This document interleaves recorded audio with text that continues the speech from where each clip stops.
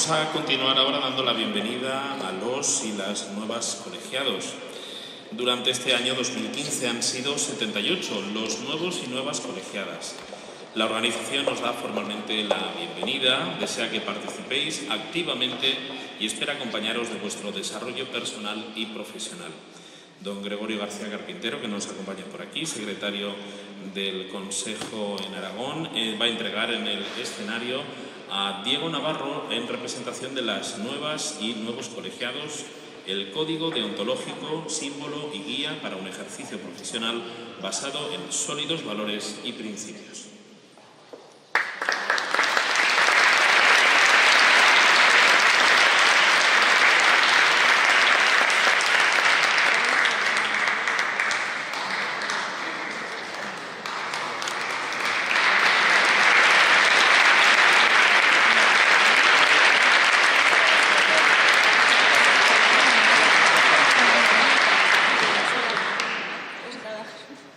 Bueno, pues muchas gracias a todos. La verdad es que en mi época universitaria nunca imaginé que lo primero que haría nada más terminar sería dirigirme a todos vosotros, ¿no? Aquí desde un atril, es lo último que me imaginaba. Bueno, pues que comienzo con muchas ganas, con mucha ilusión, ¿no? Como soy joven todavía tengo las ganas de reivindicar, de luchar por los derechos de las personas, de los ciudadanos y de todo el mundo, ¿no? Desde el trabajo social.